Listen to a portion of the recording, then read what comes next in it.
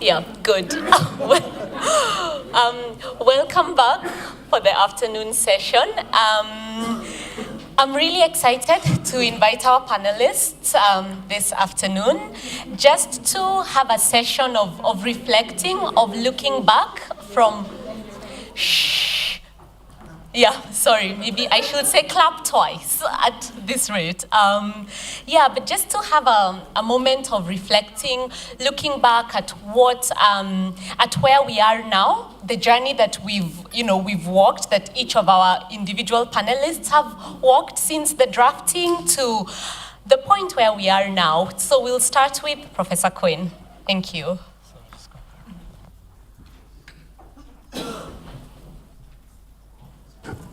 Thanks, Elizabeth. So we kind of have the fossilized record of the drafting of the UN Convention before you. I am more of a fossil than the rest of the people here on the panel. Speak for myself. Okay, I'm the Neanderthal, let's put it like that. So I'm sure there are others in the room who've been involved prior to the drafting of the convention, during the drafting of the convention, and especially afterwards. This idea for this panel is Amita's idea, and it's a wonderful idea. And it's really about the hats we wore prior to the drafting. During the drafting, we changed hats several times, and indeed after the drafting, and our own evolution of thinking and how far we've come in interesting and surprising ways. So before I get to that, Amita asked me to just set it out, to provide some sort of general frame to situate in context where we're all coming from and where we're all going. I always remember that song, Do You Know Where You're Going To? I'm not quite sure myself. The backstory is quite straightforward. As you're probably aware, two countries in the 1980s put forward ideas and suggestions for a draft treaty on the rights of people with disabilities, one of which was Sweden, and the other of which was Italy. The guy who drafted the Swedish text was Bengt Lindqvist, whom many of you probably know or know of, and the person who drafted the Italian draft treaty was Maria Rita Saule from La Sapienza University in Rome. And she did a famous piece of work in the early 1980s, drawing together every single instrument of every single international organization on disability up to that point, very much historical document at this stage. So both proposals were rejected out of hand, and as is typical in a multilateral fora, the UN fixed on a compromise, which is the drafting of what we call soft law instrument, the UN rules for the equalization of opportunities for people with disabilities. As you learn, if it's the UN, it's got to be a long, wordy title, okay? And the intention, or the stated intention up front, was that according as the rules were embedded in practice, they would become part of customary international law, and therefore binding through that colourful route. Well, of course, they never became widely embedded in practice and did not become part of customary international law. Throughout the early 1990s, and I have to say, sparked by the enactment of the Americans with Disabilities Act, people began to think again about the idea of drafting a treaty. Theresia Degener was always at the heart and centre of thinking about these ideas, and a lot of us were also thinking separately from Theresia how we could get it on the agenda. I'm sorry if I'm boring you with this history, but I do know unless the history is told, it dies and people don't recollect it.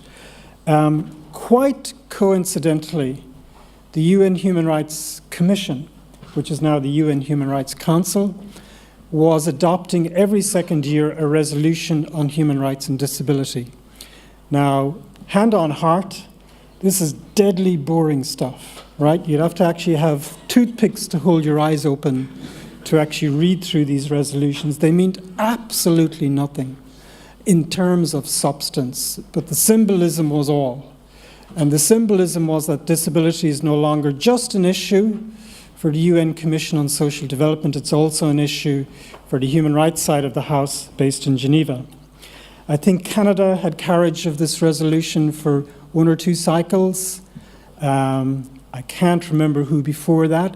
And then quite accidentally, and you learn through life that everything is almost accidental, and some of the great things are accidental. The Irish government took carriage of that resolution.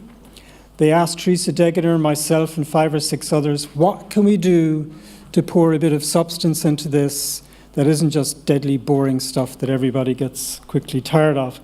So separately and together we all said, why don't you put the idea of a treaty back on the table? And they did in their draft resolution, I think of 1999, 2000. And you may not know this, but when you come to the Human Rights Council or the Commission before that, most of the resolutions are adopted by consensus. Everybody nods, it goes through. Some of them are hotly contested when they concern particular countries, like North Korea, or particular topics like torture, okay? So we thought this would go through on the nod. There was a meeting just before it came to the table, the top table, and 2 of our EU partners torpedoed it. That was Sweden and the Netherlands. And the argument was, it's too early yet to tell whether the UN human rights system is working. Perhaps it could be made to work better. And everybody knew that was just kicking to touch, okay? So we were fortunate that the Human Rights Commissioner at the time was Mary Robinson, whom you may have heard of. And the Irish Foreign Ministry said, we're not giving up. We're going to go back to the drawing board. We have a 2-year space of time before the resolution comes up again. We will get the evidence in that demonstrates beyond all reasonable doubt that the existing system is not working, and therefore will create space for creative consideration of whether a treaty was required.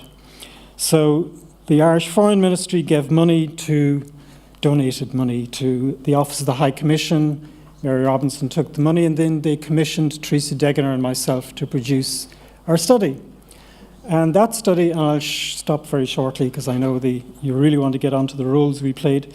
That study had 6 or 7 chapters in it, most of which had to do with making it abundantly plain that the existing system wasn't working, to put in recommendations to improve the existing UN human rights system, particularly as it applied to disability issues, which we did. And we went rogue. We went beyond contract.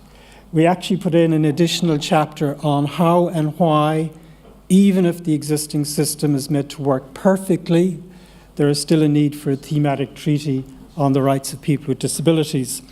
That's why you'll see our names on the front cover. Usually in these UN studies, the names of the authors are buried deep in tiny font, almost as if they're forgotten completely about. So I think it was the way of the Office of the High Commission trying to put clear blue water between it and the recommendations we were providing in the final chapter. We only found this out 3 years later. Apparently, when we issued the report with that final chapter on why a treaty is necessary, it caused consternation within the Office of the High Commission in Geneva. Anyhow, within about 3 weeks of publishing that study, our recommendations are orthodoxy, which just goes to show if you're in doubt, just do it, right? We actually weren't in doubt. We just did it anyhow, and we didn't realize we were going beyond contract. So the idea was to come back with the study to the UN Human Rights Commission and to open up a proper debate on whether a treaty was required, and then get the UN Human Rights Commission to take carriage of the drafting of the treaty. Obviously, it didn't work out like that because we have an expression in the UK, Ireland, we were gazumped by Mexico, and rightly so, I think. And the Mexican, and there's a story behind this. Accidents are everything in life. The story was Vicente Fox became president of Mexico. First time a non-PRI person was president of Mexico. One of his rivals, who was a member of PRI, dropped out at an opportune moment. There's a lesson here for Bernie Sanders, okay? Dropped out at an opportune moment. And and then committed all of his supporters to Vicente Fox. And then Vicente Fox gathered the great and the good together after he became president and says, I'm president of Mexico, I'm going to do great things, but now, how does newly revitalized, newly democratized Mexico make a splash on the world stage? So the guy who dropped out of the race himself had a disability and suggested, why don't you put the idea of a treaty back on the agenda? So they went to the the Third Committee of the General Assembly in New York, not in Geneva. And I'm conflicted about this, because Geneva was the proper home to draft the treaty in the Human Rights House, whereas New York City is just so much nicer than Geneva, where the General Assembly is. Our European partners were not happy with this. That's why you'll find language in the resolution that passed the General Assembly that says an ad hoc committee will be put together, not a formalized committee, which means anyone who can turn up, okay? And they did, believe me. And it wasn't to start drafting a treaty, it was simply to consider proposals for drafting a treaty. And I won't bore you with the actual a comment on the actual process of drafting the treaty. Suffice it to say, one of the other beautiful accidents in the process is civil society was present from the beginning. A resolution was adopted by the ad hoc committee to the effect that civil society had a place at the table and therefore could speak after states had spoken, but had a place at the table and interacted freely with states. And states started out being very hesitant about this, but at the end of the process, they were competing with each other to actually get the ear of civil society and to be seen to be doing the right thing. To be seen to be doing the right thing. Whether they actually did the right thing later on is another question. So I'm not going to bore you with the details except to say, okay, it's now in a diplomatic fora. It's not in an expert human rights fora. And the chair of the drafting, subsequently Don McKay from New Zealand, an amazing diplomat. By the way, the Mexican diplomats were just absolutely outstanding as well. I have to say that and put it on the record. Decided, let's do the honorable thing. Let's break from a diplomatic conference and hold an expert working group to draft the treaty. And that really was where all of the heavy lifting was done. It's one of my regrets that the US government wasn't active during the early process of the drafting. It would have made a huge difference, I would have thought, but became very active later on in the drafting. So, as in all multilateral fora, if the US is absent, there's really only two power blocks left. One is the European Union and the other is China. And I have to say, on balance, both played a pretty positive role in the actual drafting of the treaty. So now I'll shut up on the background noise and tell you just a little bit about the roles I played, because I know you want to hear about the roles everybody else played. I'm a father of a child who's now a young adult with a disability. My first academic love is legal history and legal theory. And I remember watching George Bush #1 signing the ADA into law, and my daughter was only about 4 months at the time saying, that's what I'm going to be doing. So I can actually trace my involvement in these issues specifically to that moment on television when the ADA was drafted into law, thinking we can do that too, meaning in Europe. And we did it in Europe. I don't mean in Ireland, although it's happened in Ireland as well. And I'm a lawyer. And the thing about lawyers is, well, let me give you the quote from a French aristocrat traveling through England several hundred years ago, not de Tocqueville, a different dude, who said, lawyers are like weeds that grow in gardens cultivated by the hands of others, and once they take root, they extinguish all other living vegetation. Little bit of truth in that. And everybody says lawyers develop sharp minds, but at the cost of narrowing them. And I think that's absolutely true. So I actually entered into the process as a lawyer specialized in non-discrimination, equal opportunities, blah-de-blah-de-blah. And one of the most arresting things to have happened to me during the process is some people from civil society in the open forum said, you're wrong. And that was just so fabulous because it made you think and think pretty deeply. As to the roles, I was first on a government role. The Irish government brought me into their delegation. That was fascinating, because if you're on a European Union government delegation, you got to sit in on the European Union behind closed doors negotiations about what their common position would be. Even Europeans don't understand that in these multilateral forums, Ireland, UK, Germany, France, we do not speak. We only speak through the presidency of the European Union, whoever that happens to be at the time. That was really fascinating, except our Attorney General of the day found out that I was interested in social rights and had me unceremoniously ditched from the government delegation. I would have actually loved to have continued with it. Then I switched to an NGO, or rather the NGO invited me to come to the, what I call working group, and that was Rehabilitation International.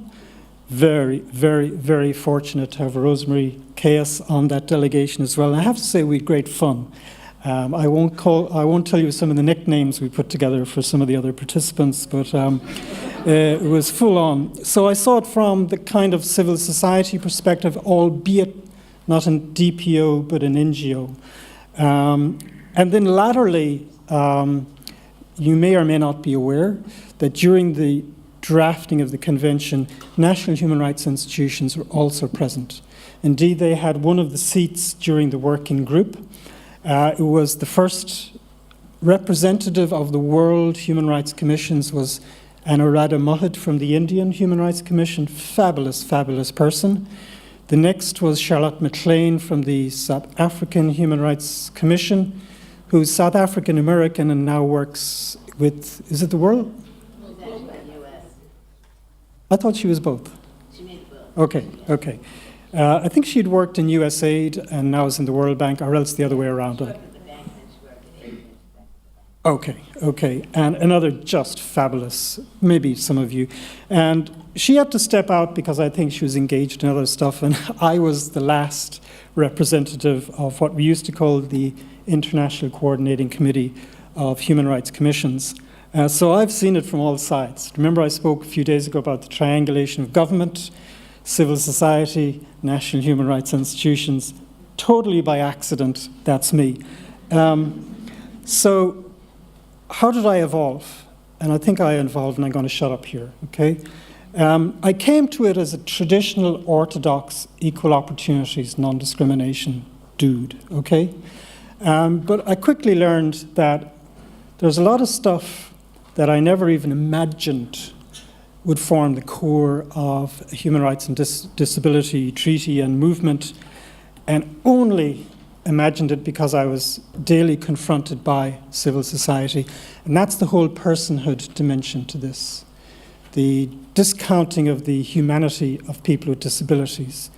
The critical importance of voice and presence, not just in your own life and with respect to entities that touch your life, but voice and presence collectively in the policy process. I always say, you can change this law on education, you can change that law on employment, but unless you change the process by which these things are adopted, you've actually changed nothing. So the whole deeper layer of thinking about personhood, I had never entered my imagination previously, but now it seems as if I've never left it. The other thing that was deeply etched in my mind was the whole concept of participation. Believe it or not, before the drafting process, I'd never even heard the concept of participatory research. I'd never even heard the concept of co-production of knowledge and ideas. And that really has changed a lot in me. It's not that I have it perfect. I don't know who has it perfect, but that just gives you an idea of how narrow the perspective had been from a purely legal perspective. And lastly, the thing that really stayed with me was the importance of collaboration across lines, even with people whom at the outset you mightn't agree with, and the importance of building up alliances. And even beyond that now, a lot of my work is in intersectionality, particularly on the rights of older people, and how advances in one area may seem very radical, but they're really not sustainable unless you can somehow or other generalize them and connect with others. So that's the potted history. They're the roles I played. Sometimes I didn't know who I was at the end of the day, and I still don't know who I am, but it's this center of gravity on personhood and participation that's been the biggest change in me through time. And that was the question really Amita wanted to pose to all of us. Where are you now? Where did you come from? Where I'm going depends on my retirement package. So thank you very much. Thank you very much, Jared.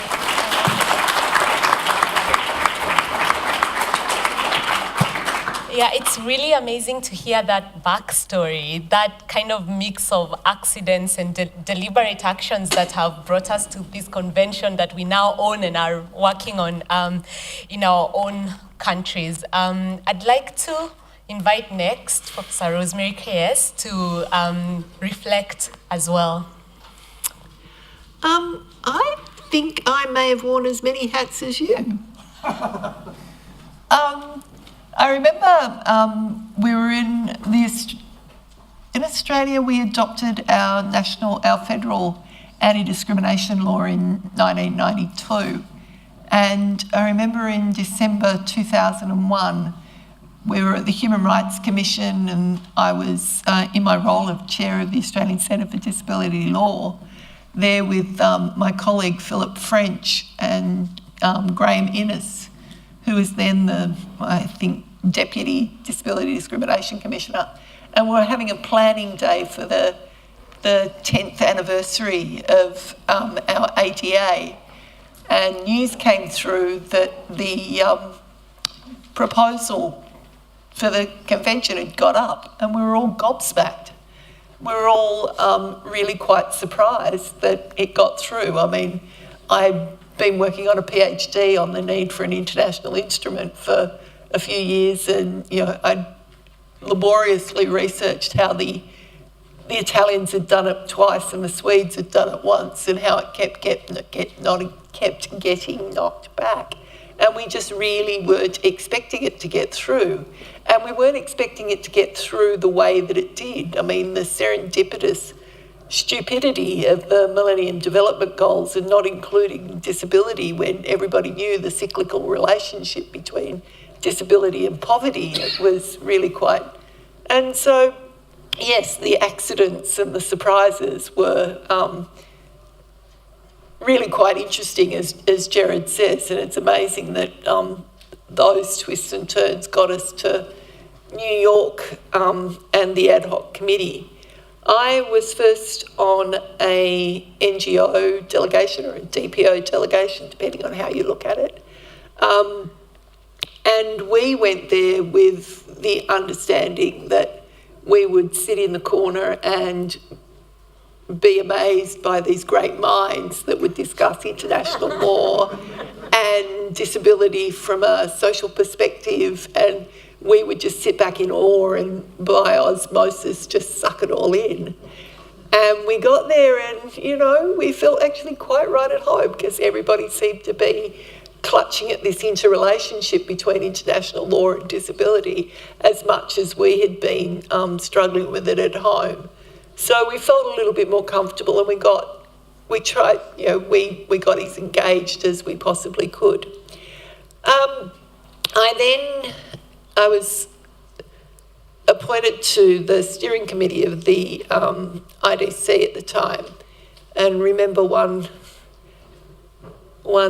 hell of a meeting to decide the mechanism by which members of the NGO groupings would be appointed to the working group to meet in the January in the following year to draft. It was the most phenomenal meeting I have ever had to chair in my life. I don't think I've ever had such an intense chairing experience ever again. If you can imagine a room that sits 40, imagine 80 people in it, imagine about 7 levels of translation, Koreans sitting in the back corner with little FM mics chatting away to their colleagues that have got earpieces in, and a little collection of Spanish people having their Spanish translation happening in that corner, and then an Arabic translation corner over here, deaf-blind sign happening along the wall, American Sign Language behind me on one shoulder, Nordic Sign Language behind me on the other shoulder, and it was just like... And Australians, you may have noticed, are not always very formal in our speech. Jesus, it was hard work. But we came to a resolution and we got it through, and there was great representation at the working group draft. It was, I met Jared in Madrid and he asked me to join him on the RI delegation, and it was a bitterly, bitterly cold couple of weeks in New York. I have never experienced such cold. Okay, I'm Australian, I'm a wimp. But it was an incredible experience, and having people at the table with the lived experience of disability, but also having people at the table that were being challenged by having people with disability at the table was an incredible experience to watch, to be part of. And it was an interesting experience as a lawyer because I could play both sides if I wanted to. I knew their language and I knew their language. And so sometimes that was good for me, sometimes that was not so good. My next role was on the Australian government delegation. I was invited to join the Australian government delegation as an external expert. And I think initially I thought that was going to be a bit of a token position. I thought I was going to be there, you know, we've got our cripple, aren't we a good delegation? But actually when they appointed me to the delegation, they were serious. I've probably never worked so hard in my life as what I did at those ad hoc committee meetings. The ability to be able to work through legal construction whilst on your toes, whilst delegations are getting up and making intervention after intervention. You've got to work through it on a multi-layer of analysis. You've got to look at it through jurisdictional lens. You've got to look at it through a disability application policy lens. You've got to look through it on a temporal lens. You've got to look through it on so many lenses. It's sort of quite mind-boggling sitting there trying to keep track of what direction this piece of legislation, piece of drafting is taking. So it was an incredible learning experience as a lawyer, but I also have a social science background and was teaching policy studies at the time. It was also an incredible academic and policy experience as well. I also was working for the Australian Human Rights Commission for a period. I left the university and was working for the Australian Human Rights Commission for a period, and I did a couple of pieces for them and for the Asia Pacific Forum. So I also played a role with the NRHI delegation as well in forming some of their positions from the Asia Pacific Forum of National Human Rights Institutions. So I worked closely with Jared and Charlotte McLean-Nklapo and Andrew Burns and other colleagues from what was then the ICC. And so viewing it from that perspective and the potential, you know, that was there because of the review of the human rights process and the human rights framework at the UN was said to be the reason that we couldn't burden it with another treaty. And so here were these people giving rich creative ideas about how we could approach the system differently. And it was interesting to see how it got chipped away and chipped away and chipped away. And what we were left with was 33, which is, whilst innovative in itself, could have been so much more. And the pushback that Charlotte, Anarata and myself and Jared and Andrew Burns, who was sort of floating in the wings around those early meetings, got from some unlikely sectors was really quite surprising. Who thought the Canadians could be negative? Obviously they can. But in terms of growth, I went into it with some traditional international law, traditional public law ideologies, and also being on a government delegation, understanding that governments will view it from the perspective of the law as they understand it now, the obligations that they hold. Lex specials, regardless, they will view an instrument through the lens of what they have signed up to already and what they say they can meet. And so for me, the challenge was to look at how you could work within the law. And I suppose if I've grown in any way through this process, is I now feel much more comfortable about trying to challenge the law from its roots. It's not that I never believed that the law shouldn't be challenged. I thought there was just greater success if you worked within the law. But, I mean, and this is still a formative position that I'm in, but I do feel much more comfortable to say, and you know, the point Facundo was making this morning about mens rea, actus rea, that whole structure of our civil criminal justice system, which for a whole body, an overrepresented body of people within the criminal justice system, don't even get to. So mens rea, actus rea is central to our criminal justice system. There's a whole body of people that don't even get to interrogate that central principle because they're diverted from justice because of their disability and the deeming of unfit to plea. And so we need to be able to challenge the entirety of that and not just work within the system to reform from within. So I think that's probably my greatest growth from my time with the convention. It feels like it's been a lot shorter period than it actually has, now thinking about that it's 15 years ago since we really started. It looks like yesterday. Yeah.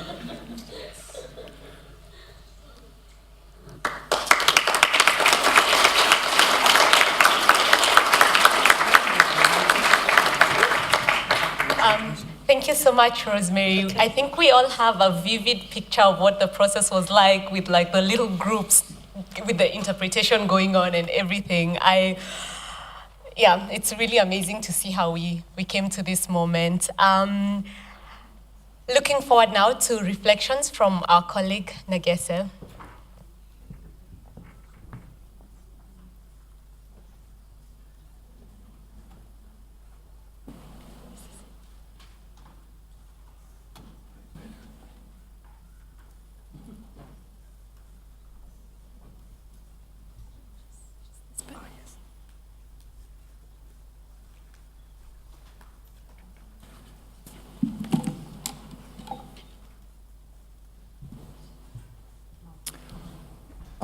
Good afternoon. Thank you. My name is Nagese. I'm from Ritsumeikan University in Kyoto, Japan, but also from Inclusion International. We are persons with intellectual or disabilities, family members, and support persons. Today, I'll be a bit personal, like my old colleagues. I don't mean you're old. Or maybe we are, some of us. I'm so much dependent on technology. Yes. Since this is my first time to be in Ireland, it's my really dream come true. Of course, for this summer school, but perhaps more importantly, because it's a country of fairies and ghosts. But I sometimes, when I look at Gerald, sometimes I think he's a fairy.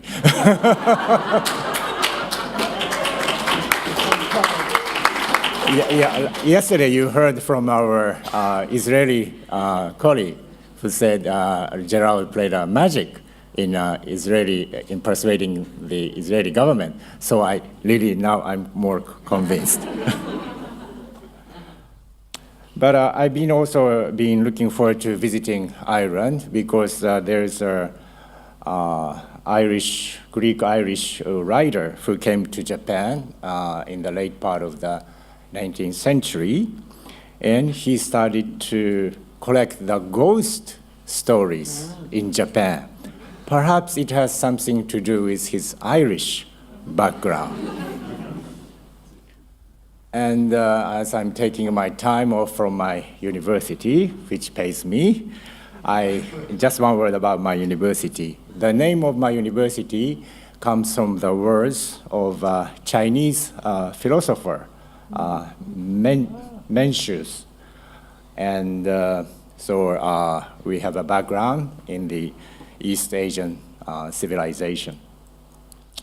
Today I will talk about my life after the CRPD, relating to Japan, East Asia, and self-advocacy of persons with intellectual or disabilities.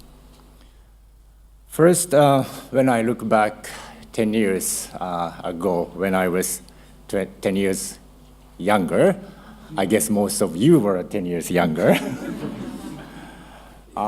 We have seen in Japan very active participation of civil society in the national harmonization process.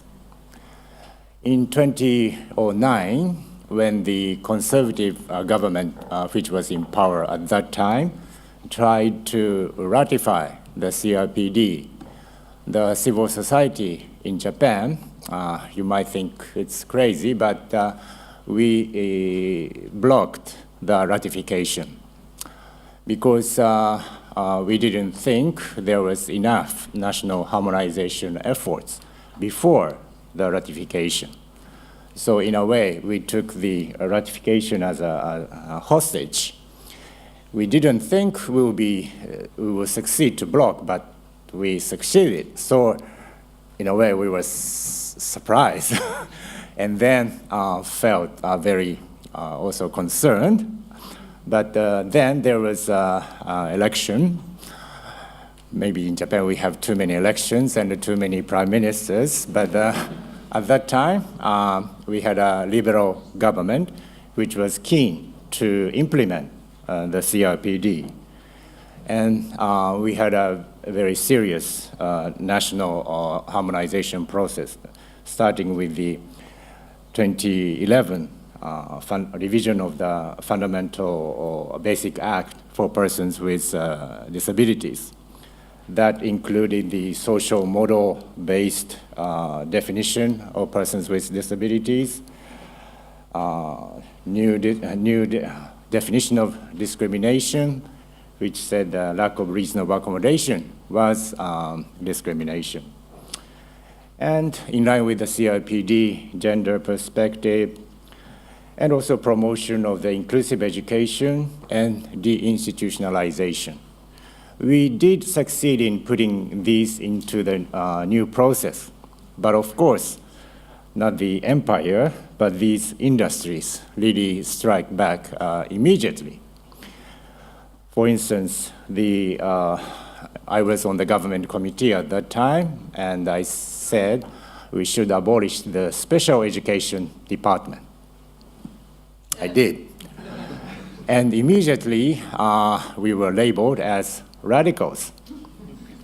The word was out that parents, you have to be worried. Now the radicals have taken over.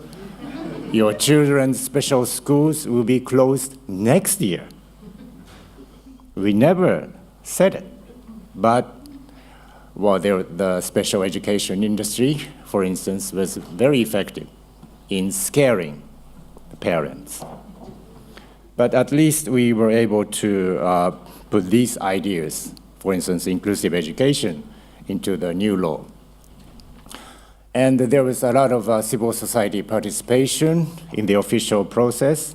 And there was active participation of persons with intellectual or disabilities on the government committee as well, with the use of the reasonable accommodation, such as this accessibility card, so that when self-advocate had any questions, he or she could use this card developed by Inclusion Europe, our European member. And the second year of the reform, we saw the revision of services legislation, which included expansion of PA, introduction of the chronic conditions under the definition of disability, as well as support to decision-making. And in the third year in this process, there was a case over strategic litigation. I think this was covered 2 years ago by my Yoshi, lawyer friend. But Japan had a very bad election law, which said if you are under the full guardianship, you cannot vote.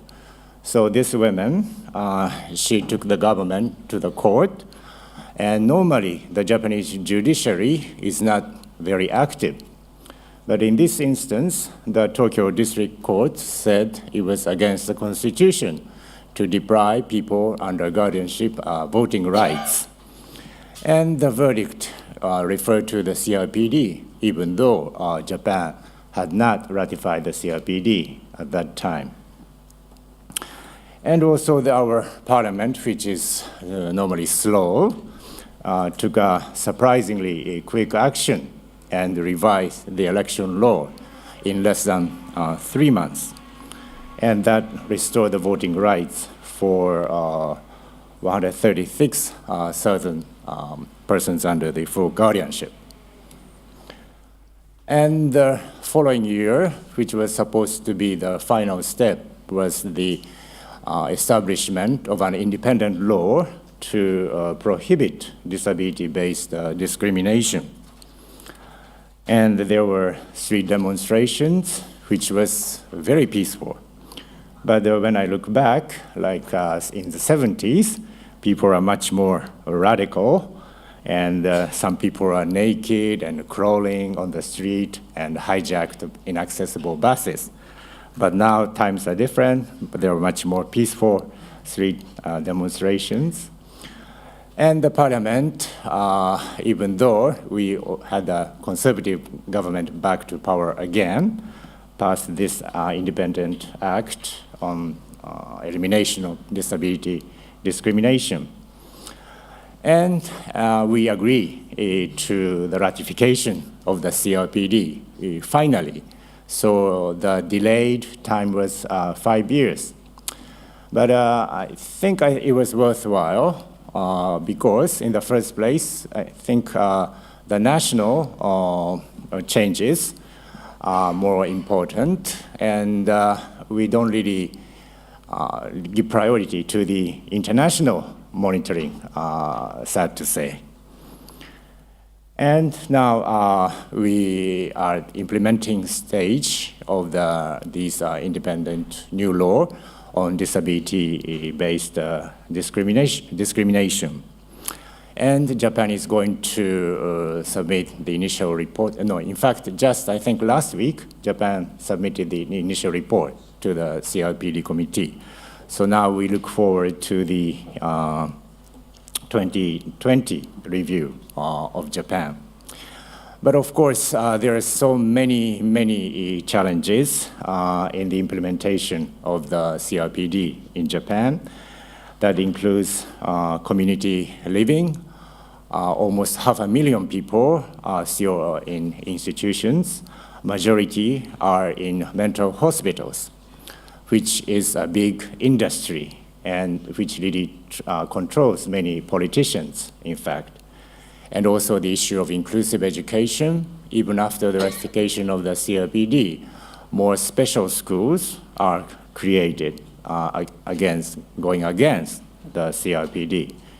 And also we just have a new law to promote the use of adult guardianship, which doesn't touch the old system of substitute decision-making. These are some of the big challenges we have. And now move on to the second part, that is East Asia. CRPD has been very useful to promote dialogue and solidarity among CSOs and DPOs at the national level. For instance, in Japan, the National Umbrella Organization of Japan Disability Forum, which I'm part of, has been established during the CRPD negotiation process. And I think it's fair to say in many countries in East Asia, China, Hong Kong, South Korea, Mongolia, and Taiwan has seen also those more combined national civil society efforts because of the CRPD. And some governments have become more accessible to the voices of the DPOs and CSOs. But as we heard yesterday, in some countries, the space is being closed down. When I look back a bit history in East Asia, 2012 was an important year because, as you might be aware, territorial disputes and rising regional political and other tensions came to the focus in 2012. But personally, it was an important year for me because that was the year when I came to know about the active civil society in China. I met for the first time persons with disabilities talking about nothing about us without us. I have been working with China Disabled Persons Federation. They have been very active. They have done a lot of good work as well. But I never met a single Chinese person with disabilities who talked about nothing about us without us. And I was very much impressed. And also for the political tension was there. So from that time, I have been giving my priority to work with Chinese civil society. And 2013, we had the signature by North Korea, and 2014, ratification by Japan and Taiwan, and there was a review of South Korea and a review of Mongolia. The China's review, Gabor is gone, but Gabor was a committee member. Oh, you were there. You were saying this was the most, did you say exciting or most serious review you had as a committee member? That was the only time we had security officers in the conference room. But our Hong Kong activists were very strong. Our South Korean colleagues are always very active. And Mongolian delegation, CSO delegation was also very strong with a number of deaf representatives. CRPD also has been playing a significant role for the promotion of the regional, East Asian regional collaboration at the civil society level. CRPD is a common language. And there has been a move for the establishment of the solidarity of the civil society in East Asia, where we have so much issues, political issues. I have been involved with the bilateral promotion of the cooperation between China and Japan, but also other East Asian countries. And my final part is the promotion of the self-advocacy of persons with intellectual disabilities. My organization, which is Inclusion International, was established in 1960. At that time, there was no person with intellectual disabilities on the board or the council. So it was only the parents and professionals. But in the already 60s, in Sweden and in Scandinavian countries, the self-advocacy movement of persons with intellectual disabilities started. And at the end of the UN Decade of Disabled Persons, the first person with intellectual disability became a council member, and she took the floor at the General Assembly of the United Nations. That was the first time. And the second person, who you see on the screen now, the second self-advocate on the Council of Inclusion International was Robert Martin. He was our voice throughout the CRPD negotiation. I remember when Robert took the floor was very silent because many diplomats were not really familiar to listen to the voices of persons with intellectual or disabilities. And he really made a significant contribution to a number of articles, including Article 19 on community living. And after the establishment of the CRPD, there has been a significant promotion of the self-advocacy in different parts of the world. The area I have been involved has been the Southeast Asia. So in 2009, the first self-advocacy group was established in Thailand.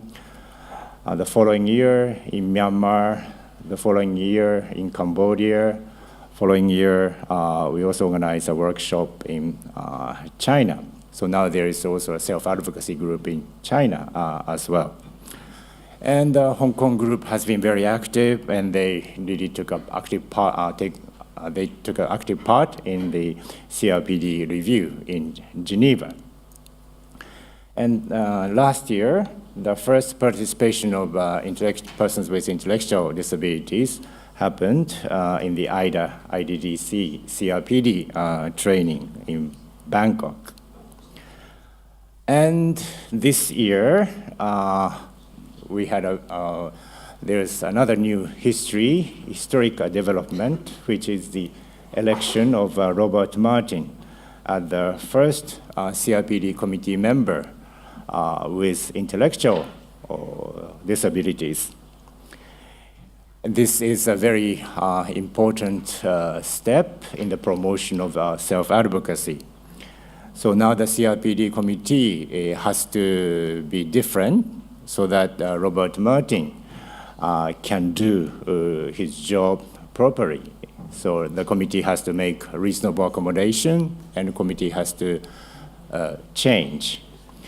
And I hope you'll be able to take a look at the book he has in his hand. That is his biography entitled Becoming a Person. He talks about how, as a child, he was not treated well by his own family, sent from institution to institution. And I was happy to supervise the book's translation into Japanese language. And these are the messages from him, like institutions are of the 18th century, but now we live in the 21st century. Segregation is not the answer, inclusion is the answer.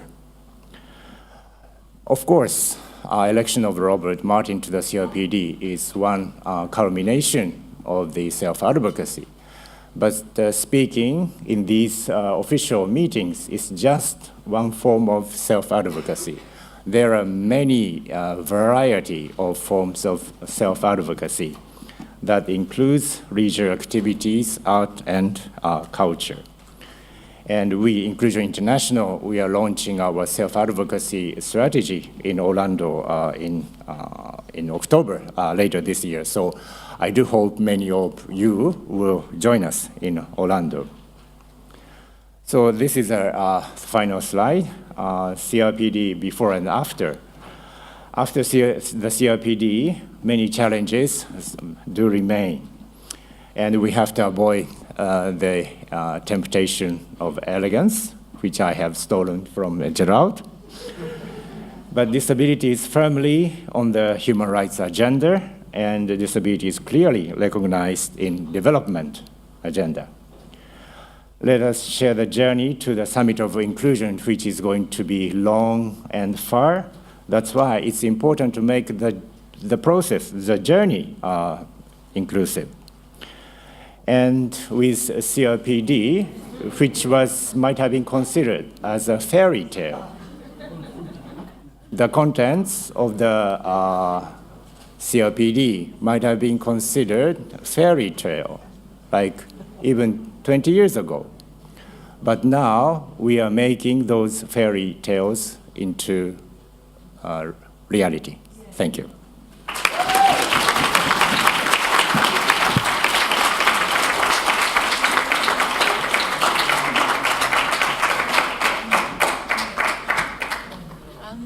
Thank you so much for the magical presentation, Nagese. So our next presenter.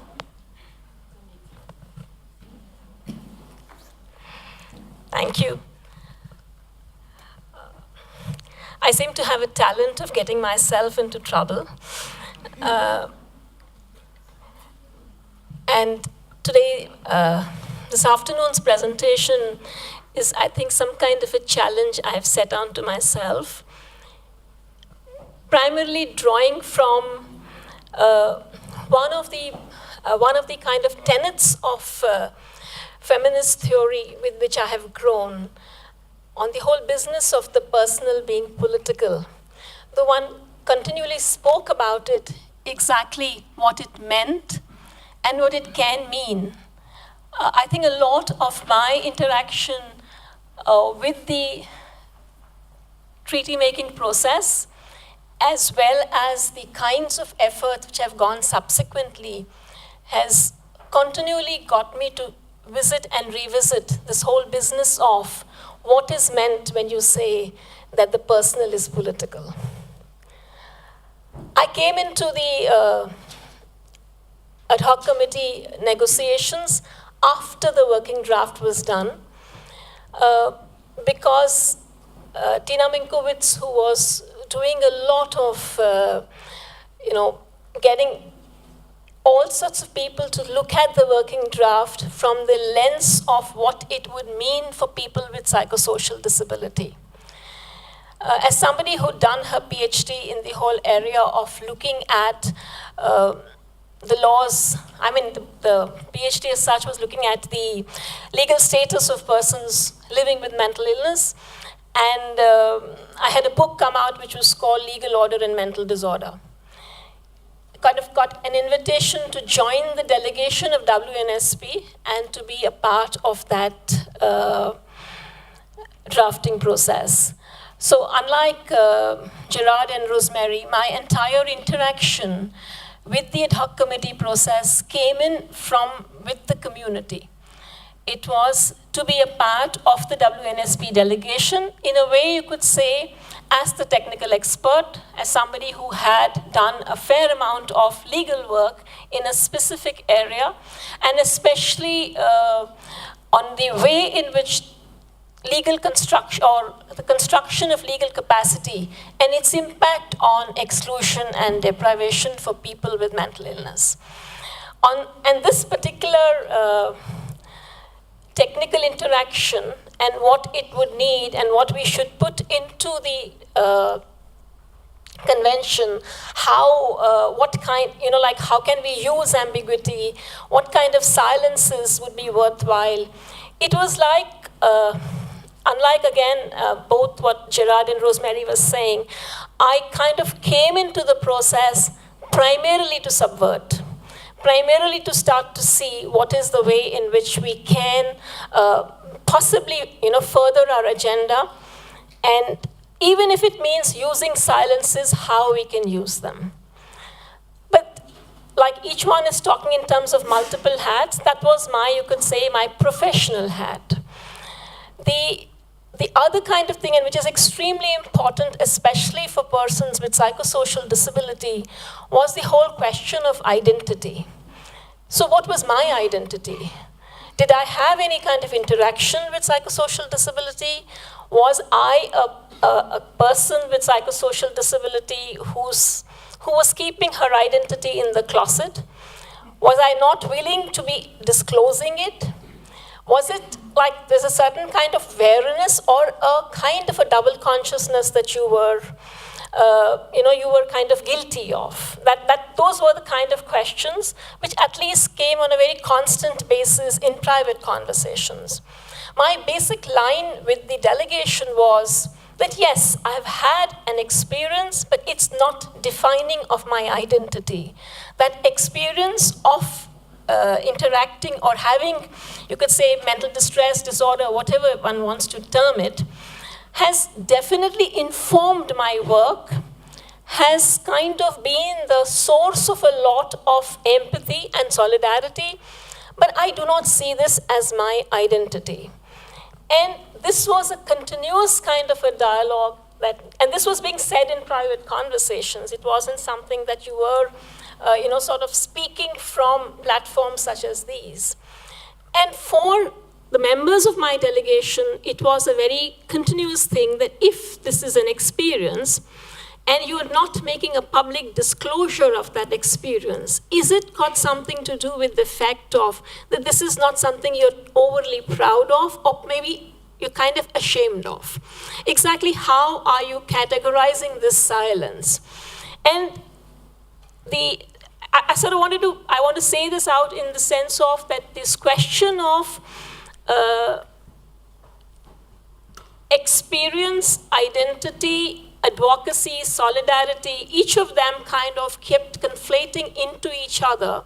And there was this constant kind of a reflection within which one had to be doing this work.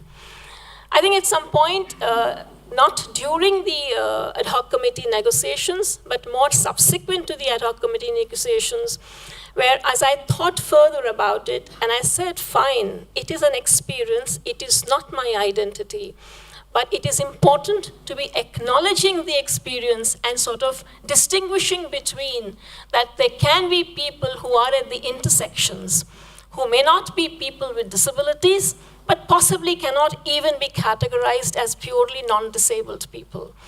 And I think my book with Gabor was my first public disclosure or at least a public reflection on where I saw this whole business of identity, or this business of my own voice is concerned. And also, which kind of voice did I want as my voice? The technical voice, the professor, the law person, the person who knew of how these, or the person who kind of knows exactly what exclusion and deprivation and all of that is about.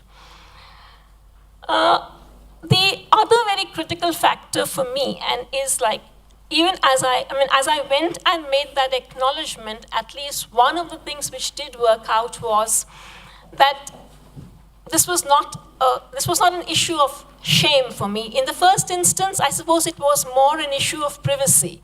It was that, okay, this is my life experience, whether I wish to share it or not should be my decision. And the fact that I do not wish to be talking about it all the time is not got to do with the fact of that I'm in any way disacknowledging of it. But looking at the way in which my colleagues were looking at the same factor, I suppose I arrived at that point where I realized that an honest disclosure was on. It needs to be spoken about only for this reason that your silence is seeming to make to the other that this is something which should not be spoken about. And that was a major learning point for me. And in the whole context of voice, it became extremely important. The other thing I want to sort of share, and this has got a lot to do, and that's where I see the whole issue of disclosure as power and disclosure, as I would say, disclosure as integrity. When I sort of wrote that piece, as well as I haven't spoken too much at public forums. It's more like the piece was written and it got disseminated and people read it and it kind of, but possibly this may be my first major speech where I'm reflecting on what it all meant. And I wrote that piece because I was absolutely convinced that for me, this informed me. My entire experience with mental disorder or effect of that I was evidently in a space and a place which was different. How I want to, I don't really see it as pathological. I see it more like as an encounter I had with myself.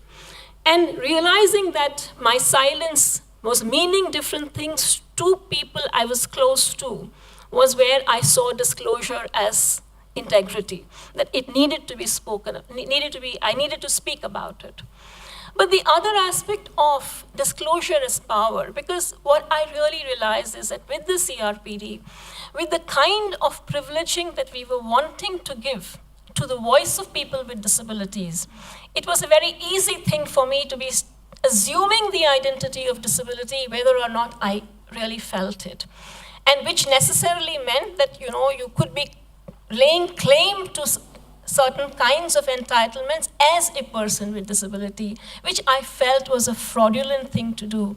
And that's wherein it was extremely vital for me to make this distinction between disclosure as power and disclosure as identity. And I felt it was important to say that you can't really sort of say that I am a representative of a particular identity unless you internally feel it so, unless you have also been somebody who has experienced the discrimination and the exclusion which goes with it.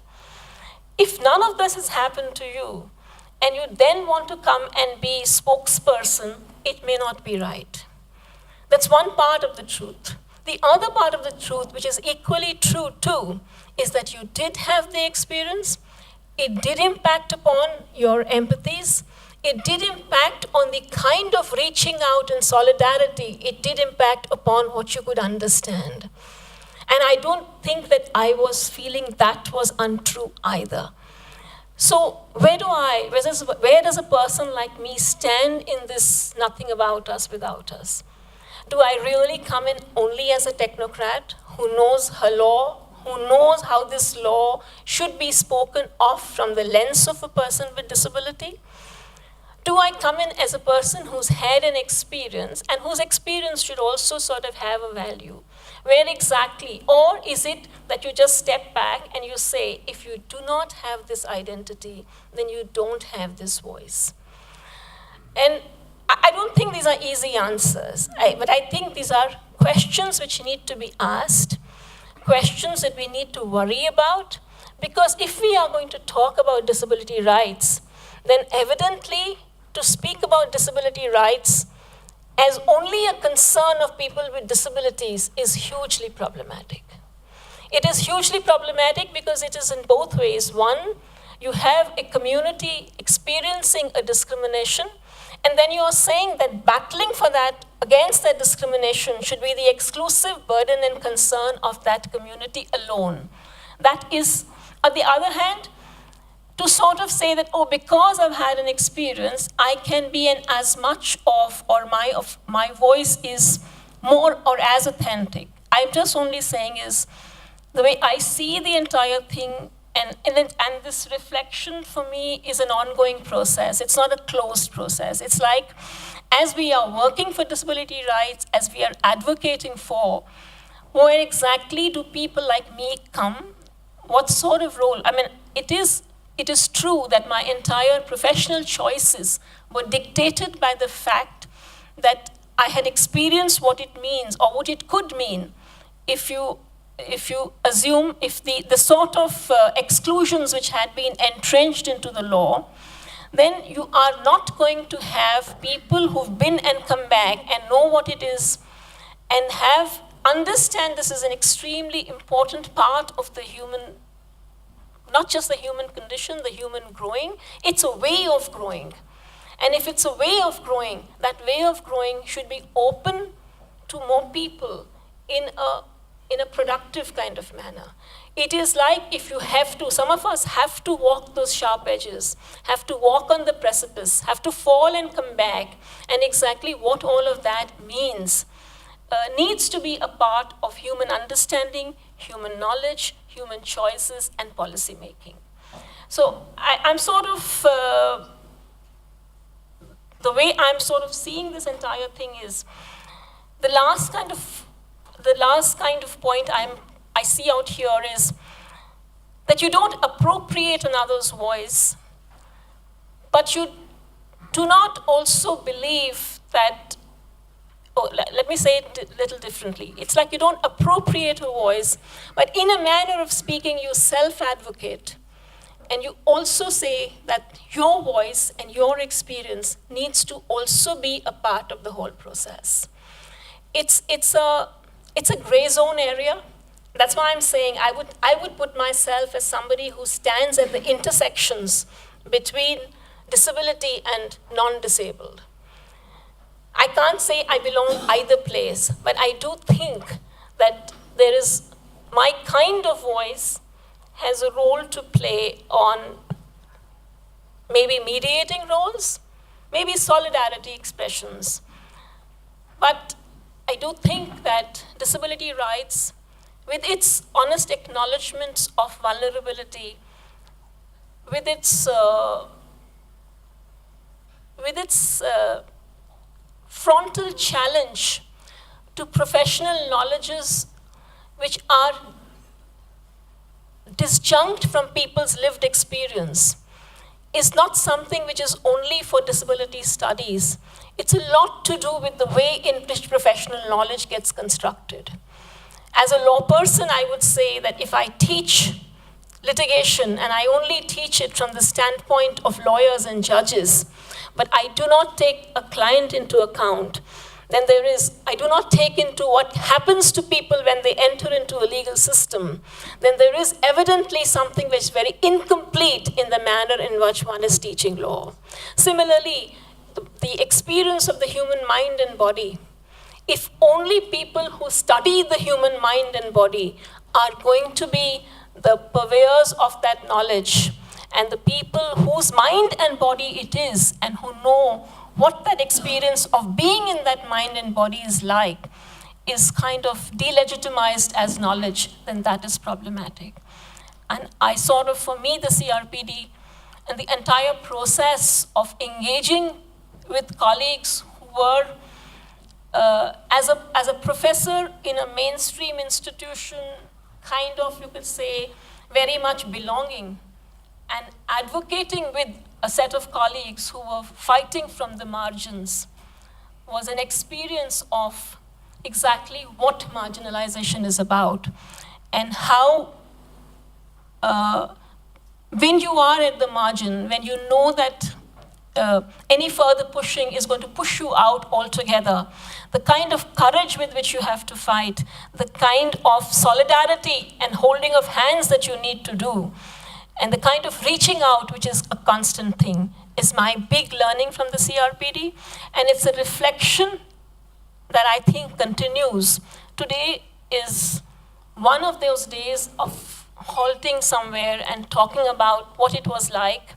I haven't, in this entire process, really spoken about my post-CRPD experience in my own country and in trying to bring in legislation and other reforms. But I think today we were primarily thinking in terms of what that entire global experience was like and what it did to each of us. I sort of, you can say, my sharing is my offering in this whole reflective process. Thank you so much.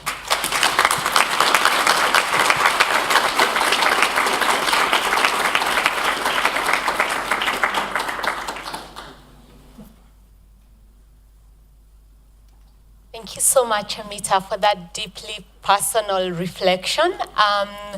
And it's really an important moment for us to pause and sort of ask ourselves, what is my voice? How, you know, how do I define myself? How do others define me? And is fighting for equality only something people with disabilities should do? Or how do non-disabled people come into this whole discourse? But also, as human beings, are we neat boxes? What about outliers? What about where you're not, you don't just fit into one sort of neat box or another? I thank you so much for that personal reflection.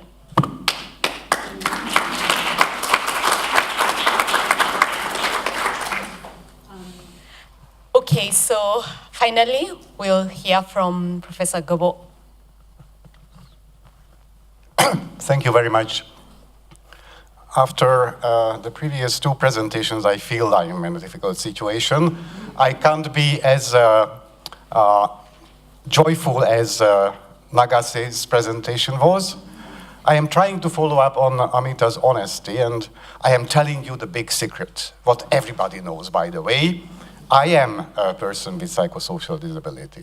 I am one of those mad guys. And my entrance into the ad hoc committee was in that capacity. But going back a little bit, accidents do happen. In my case, the accident was, which in itself was not fully accident, that through a Washington-based organization called Mental Disability Rights International, I did some work in Kosovo. After the civil war situation, you know, we were looking at the real situation of people with psychosocial disabilities. At that time, of course, we didn't use that terminology, people with mental health problems and people with intellectual disabilities, the institutions. We did fact-finding work. And of course, as a post-civil war country, Kosovo was full of landmines. So that was my first encounter with landmines and landmine survivors. Now, I knew that Mexico got this initiative in the General Assembly of the United Nations about a convention on the rights of persons with disabilities.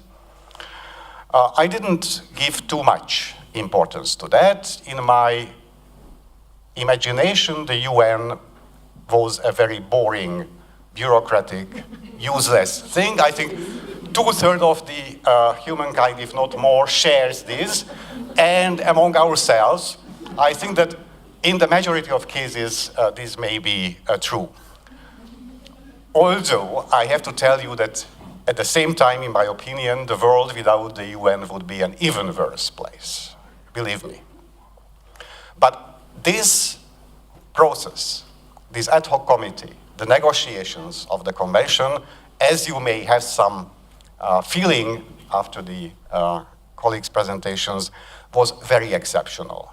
It was a typically non-UN sort of negotiation. Never before, never after the CRPD negotiations, I have been in such a crazy, positively crazy environment where my voice was taken seriously.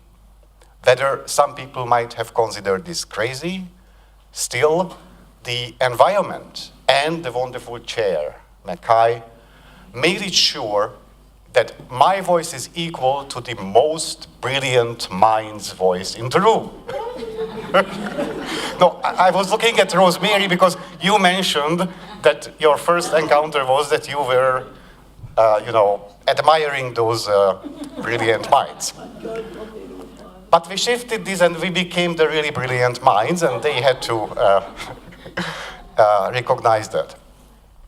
So, the first session of the ad hoc committee was, I was not there, but what I heard is that it was not very effective. Basically, the conclusion was that there should be given another chance. And they really urged the Secretary General of the UN to ensure that the next trial, the next session of the ad hoc committee will be well attended by states, also by civil society, human rights institutions, and practically everybody was invited to this ad hoc committee, as Gerard hinted at. Really, if you read the invitation document, the resolution, then the scope of people and organizations who were addressed in it cover all human beings and all organizations who believed that the rights of persons with disabilities is an important and unresolved matter. Before the second session, and the second session was critical because we understood that if at the end of the second session, the ad hoc committee will not recommend the General Assembly to go for a working group to draft a text based on the written submissions, again by potentially anyone, states, national human rights institutions, civil society organizations, disability rights experts, or other experts who had something to say about this issue, then there will be no convention, and nobody knows how many years, decades we have to wait again till we may succeed. The Landmine Survivors Network managed to get funding to give a 3-day intensive training just prior to the second session of the ad hoc committee to prepare emerging leaders in disability rights movement, mostly of DPOs, to prepare us how the UN works, what we can do in the ad hoc committee, what we mustn't do in the ad hoc committee, how we can advocate in order to ensure that the final resolution by the committee will be in favor of going for a convention. Because they did not know anyone, reliable person, they believed I was a reliable person, they contacted their branches in various countries, and due to my former encounter with Landmine Survivors Network in Kosovo, I was recommended as a psychosocial disability. Again, at that time, we didn't call ourselves that way. Emerging leader to participate and attend that training. So this was how I entered the ad hoc committee for the first time. Then I didn't have resources to participate. Oh, okay, yes, you know that the resolution of the ad hoc committee was positive. That is why the working group was established, and the third and fourth sessions of the ad hoc committee took place. I didn't have resources to attend those meetings. I followed it on the internet. By the way, it was also an amazing component of the negotiations. This was the first human rights treaty which was negotiated in the internet era. And the process, apart from some closed meetings which during the first few sessions happened, has been an enormously transparent process. You know, if you want to study the negotiation history of previous conventions, you likely have to go to Geneva or New York, into special libraries and spend many, many hours and days and weeks there. And of course, only a few privileged can afford that. Now it is enough to go to the Enable website, and you find everything relevant from the negotiation history, what has ever been recorded.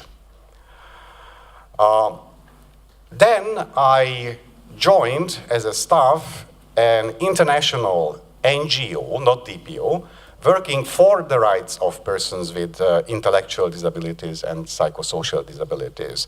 And one of my primary tasks was to participate in the negotiation process. And I just, in brackets, mention here that the negotiation process actually was not restricted to the 2 times 2 weeks annual physical encounters in the ad hoc committee. Much of the work happened intersessionally in internet-based fora and email lists, etc. And at the very same time, I was a board member, maybe a co-chair, I don't remember exactly, of the World Network of Users and Survivors of Psychiatry. I didn't think, you know, that these two organizational affiliations may have any conflicts. till the point that the board of the International for Disability Rights Organization instructed me to represent only already established jurisprudence and internationally recognized legal norms. And that troubled me a little bit, because for me, as a layperson, a non-lawyer, it was very clear that the only real reason for this negotiation process for a new convention was that the established jurisprudence and the recognized norms are not okay. So we had to go beyond them. It was not very clear in the beginning for me how we go beyond them without a real conflict, or sometimes we have to take up conflicts, but intuitively I understood that there will be issues where conflict is going to be, and now we are facing this problem. It's very difficult to handle. And I personally had to deal with this dilemma, you know. One expectation was not to go beyond what we already had, just to adapt it to persons with disabilities. The other expectation was to go sometimes not only beyond, but against. I am not telling you that it was an easy thing to resolve in myself. Sometimes I had to make interventions on behalf of the NGO. Sometimes I had to do that on behalf of WNUSP.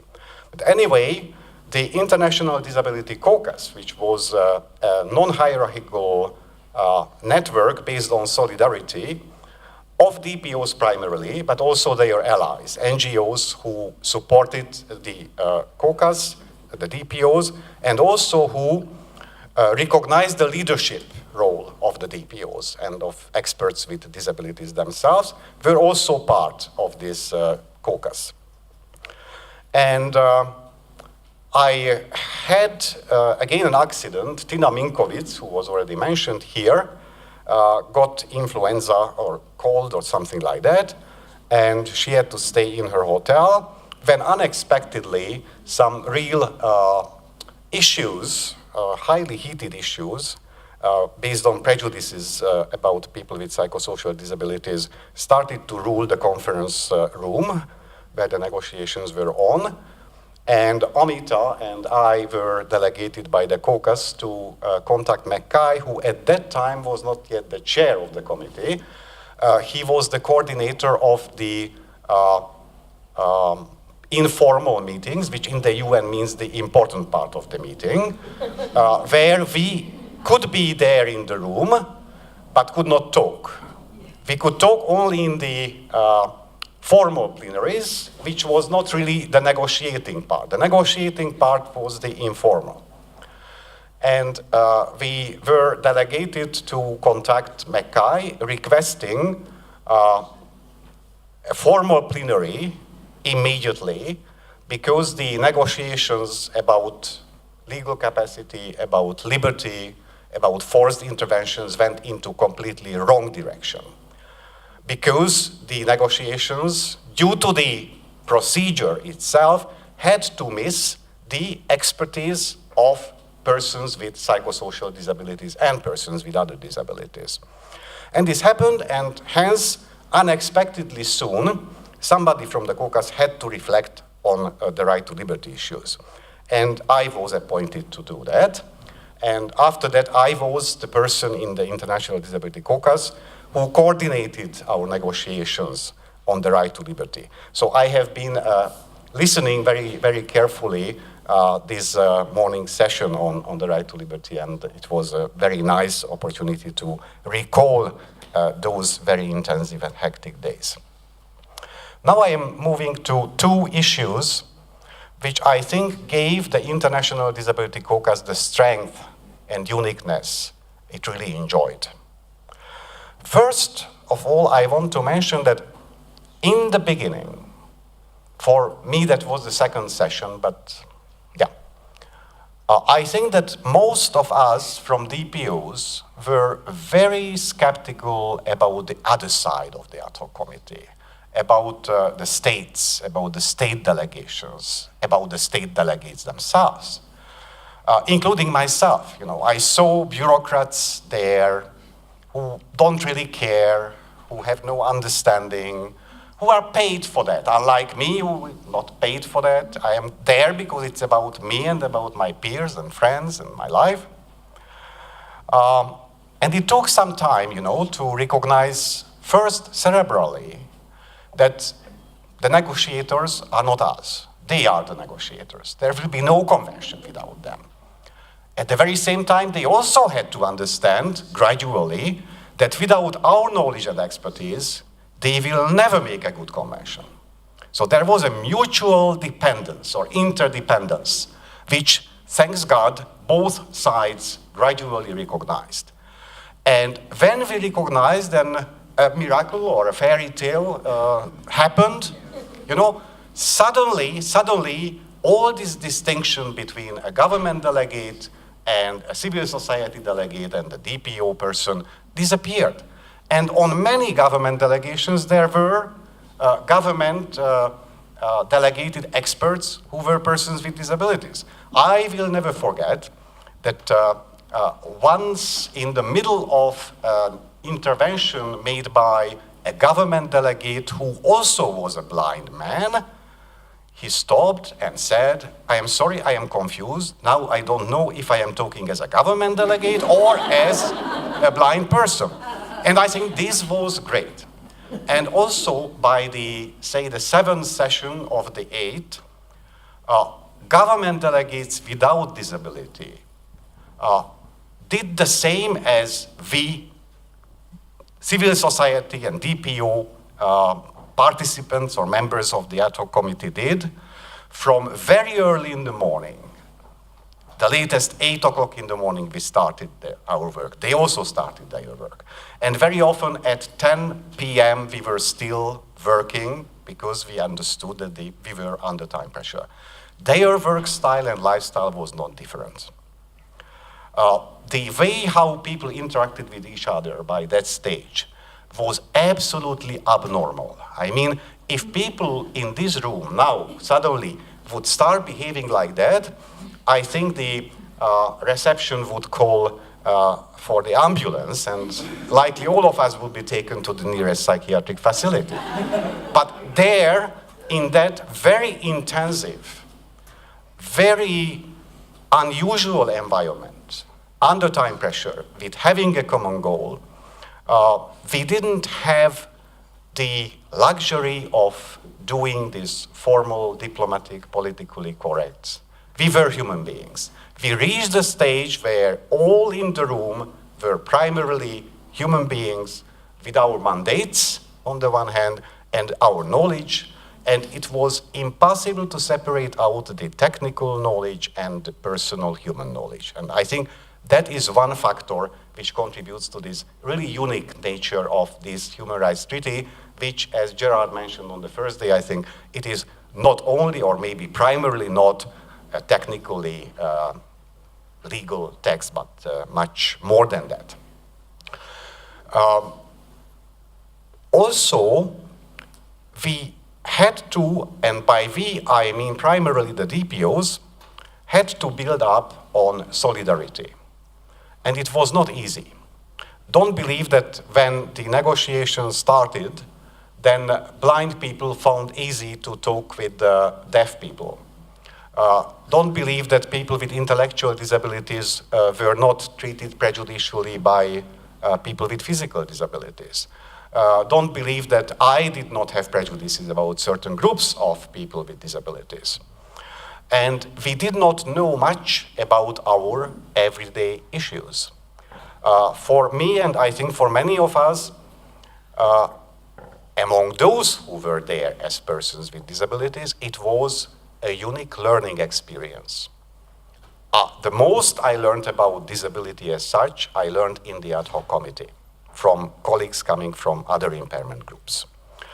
Solidarity was again not an emotionally driven given.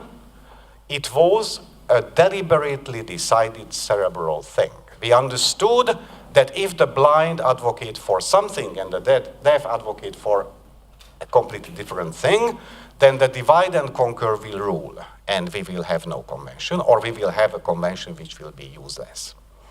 We understood that we had no choice than speaking in one voice, and that gave the legitimacy to the International Disability Caucus. In the beginning, IDC was treated as one of the NGOs, and our voice was just one of the many civil society voices, including extreme voices like pro-lifers and religious-based organizations who had a very narrow agenda.